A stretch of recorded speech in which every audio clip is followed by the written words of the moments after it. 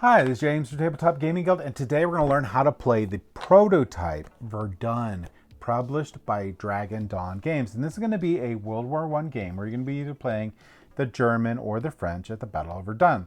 And this is going to be a 1v1 or 2v2 game. Now, this is a prototype, so everything is subject to change in here, but I just want to give you a general idea how you're going to be playing this game. So let's go ahead down the table. I'm going to show you how to play Verdun.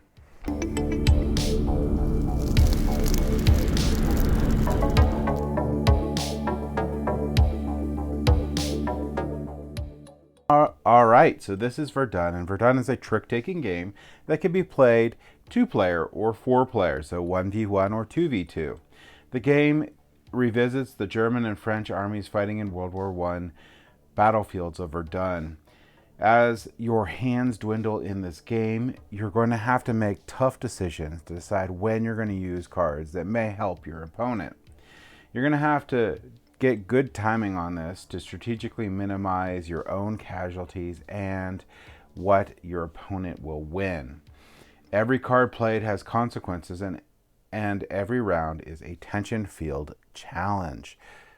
So this game can be played up to 3 rounds, and each round is all about your assets here and your fortifications. Now your fortifications are going to have a number here, and we're going to flip these over to show you that both fortification sets are going to be the same. So this is the French and German fortifications, and you can see they have numbers from 0 to 7 here that you can use for your fortifications, and this will beef up your power when they attack these fortifications. Behind these fortifications, you're going to have these cards right here. So these cards here are going to be worth victory points at the end of the game if your opponent captures your assets. And like in this case, this is going to be worth 3 points. This is going to be worth 7 points, 5, 1, and 1, and a blank. Same with your opponent. They're going to have these asset tokens out.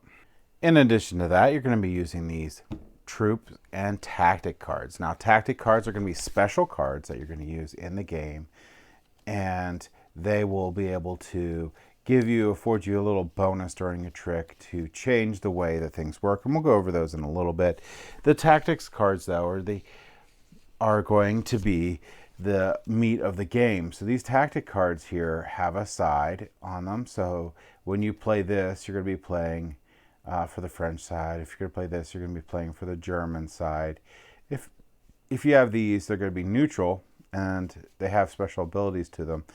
So you'll see in a second how those work, but basically those, like the sergeant here, those will change to the side that played them. So we're going to go over those in a little bit, but notice that you're going to have a majority of either French or German cards in this deck. You also are going to have this assault token. This token is what you use to show which of the fortifications you will be assaulting for that trick. Now, as I showed you in this deck, there's going to be some special cards. You're going to have a spy, general, chaplain, and scout. And I'll go ahead and pull those out now and show you. All right, so there's going to be your special cards in here. So here's your chaplain, and notice it has like 4 skulls on it. So this is going to be a big casualty. This is general. This is going to have 5 skulls on it. And you have your scout here with 2 skulls on it, and then you're going to have your spy here with 1 skull on it. And each of these are going to have special rules here that we'll go over. All right, so let's go ahead and start off with the spy here. So the spy is going to cost you 1 casualty, but the spy copies the value of the previously played card. Rank 0 if you lead with it. So whatever was previously played, you're going to be able to copy, which is pretty cool. Now we're going to have the scout. The scout always counts as your color, and it's always rank 8. Prevents opponents from playing tactical cards for the remainder of the trick. Tactical cards already played are not affected. So this is pretty nice if you're going to lead with it, or you're going to just play pretty quickly before you're in a 4-player game before the 4th player plays, just in case you think they're going to play a tactical card. The general here, the general plays is rank 1 through 14, whichever 1 or 14. So you have to pick whether the general is going to be rank 1 or general is going to be rank 14. But notice it's going to be a pretty heavy casualty if you lose it. This one here, this is the chaplain. The chaplain always counts as your color, rank 2. And this one is not used in the standard game. And also mention that the scout, which is right here, is not used in the standard game. Just the spy and the general. Now we have some tactics cards here. So tactic card right here, we have an airstrike. Airstrike, everybody dies. All players' cards become casualties. We're going to have mustard gas. Each side loses an additional card, which we'll go over losing cards in a little while.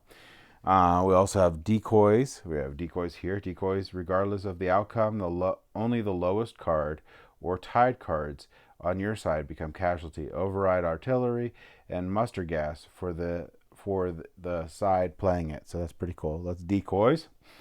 There's also mustard gas.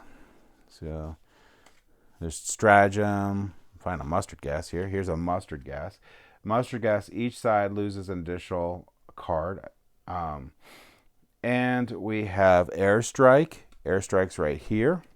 Airstrike adds 3 to your side total, regardless of the color of the card you played. So even if you played an opponent's card, you're going to still get 3 points towards your side for the end of the round or the trick.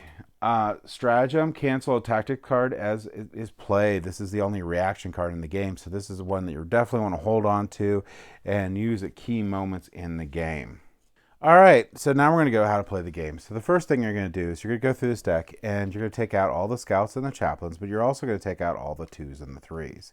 So there won't be any 2s and 3s in this game.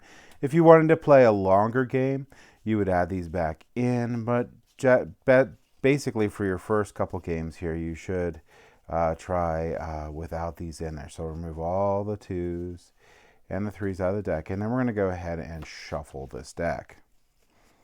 I think we got them all. All right, great. So those are all removed. We're going to go ahead and shuffle up this deck, and we'll place it out. The next thing we're going to do, oh, we forgot these 2 guards. So we're going to pop them in. Next thing we're going to do is we're going to shuffle up all the tactics cards, and we're going to place them off the side here. This is a spare asset token, just in case you lose one. Put that off to the side. And then what you're going to do is you're going to take all your fortification chips here. We're going to give them a good shuffle and randomly take one out. These will remain face down, so no other than the opponent that is, or the player that has these tokens, no one else is going to see what they are. So 1 player or 2 players, but in the 4-player game.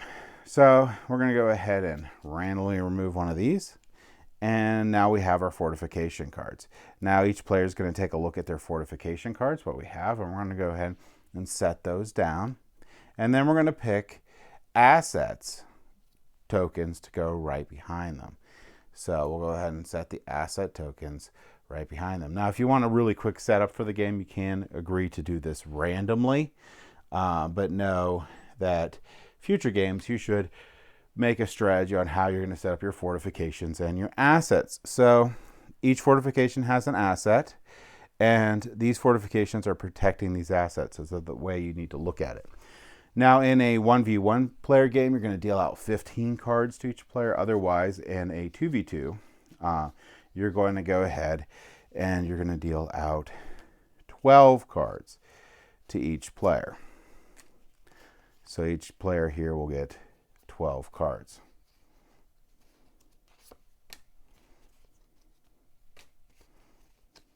Now, the way you're going to have to sit in a 2v2 is you're going to have to sit alternating. So that means that you'll have a German player, then a French player, then a German player, then a French player. That way you're not sitting beside your teammate. So teammates are sitting across from each other. So that's very important in this game. Now, how do we play this game? Well, this game is going to go through 12 tricks, and it can go up to 3 rounds. In each trick, someone is going to play a card. So we'll have the first player here. we'll just pick this guy right here. Go look through your hands. And this side's going to be the French side. That side's the German side. And wow, this is a giant hand of German cards. So one of the things we might do is we might be, well, you know what, we're going to let them win, but we want to see what the asset is. So we're going to go ahead and throw our super high 13 down. So first we're going to go ahead and say we're going to go ahead and attack this asset here. So we'll go ahead and say we're going to go ahead and assault that. That's going to be our assault marker. So I'm going to go ahead and play my card. I'm the lead player right now. I'm going to play it face up. So I could also play a tactics card if I had one, but I don't. So I'll just leave this one card here, and then we're going to go clockwise. So this would be the German player, and they'll be like, okay, I guess we're going to be winning this one, so I'm going to go ahead and play a 9. And this would be the French player over there and be like, I see what you're doing right now. And this one will go over here, and they'll play theirs. Now, this is going to be a special case circumstance because there is no opponent here. So if all 4 players, all 4 cards are played of the same side, there is no battle, so there's no casualties. So unless mustard gas or artillery were played, so if any one of these guys played a tactics card with the first round on the first play, no one has a tactics card. Fortifications can still be considered overrun when no fighting occurs at all. The cards were, if the cards were the attacking player's color, which they aren't in this case. All right, so let's change this up a little bit and say that this was the way that it went. So right now we're going to take a look, and we're going to say that the French players had 18 power and the German players had 8. So therefore they're winning right now. So we're going to go ahead and flip over this fortification here, and that's going to add to this value. So they still have 10 to French's 18. The French would win. But if this was a little different and this was going to be tied or whatnot, the Germans would win. And if you win, if the defender wins, this fortification stays around, but it stays flipped. So for the rest of the game, you'll know its value. But in this case, the French won.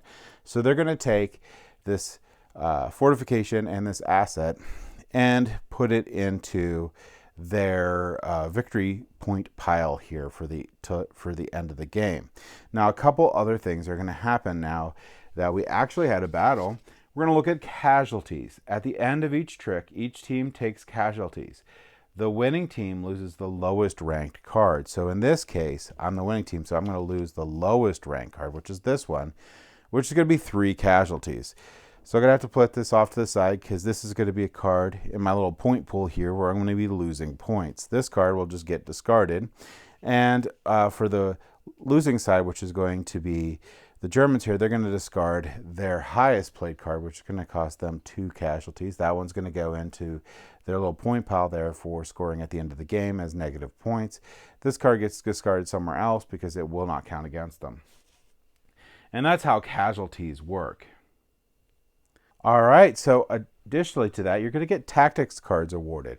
So these are these right here. The player who played the highest ranked surviving card, regardless of the side who is on, will get a tactics card. Now, if they're tied, both players will get it. In this case, the surviving cards were the 10 and the 3. So this was the highest played surviving card. That player would get a tactics card, in this case, mustard gas.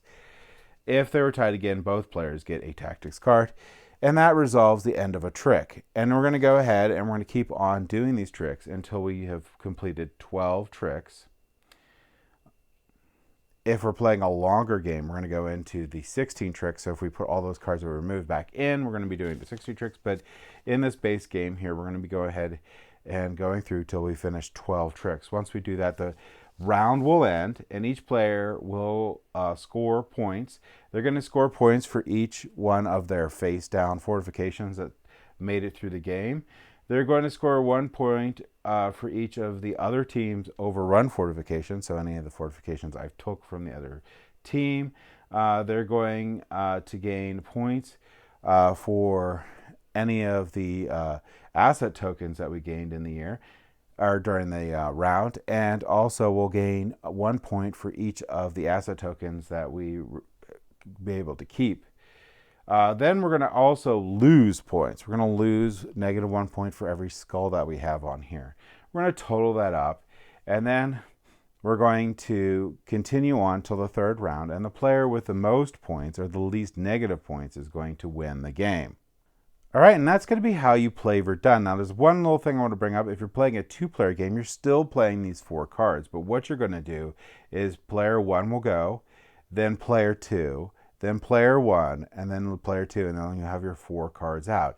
So even though there's not 4 players, you're still going to play 4 cards per round.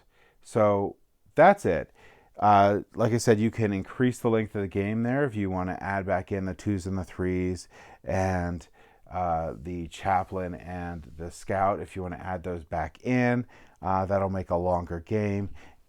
I also want to mention out that even this prototype here comes with this handy dandy cards here that pretty much tell you exactly how the game runs, so you don't really need to remember anything, especially with these tactical cards, because these tactical cards don't have anything on them. They're just going to be a picture here, so you're going to be looking at your tactical card sheet here to remember what each of these tactical cards do. So I think they really did a good job on these player aids. I think they were really good, even though it's a prototype, so you have to keep that in mind.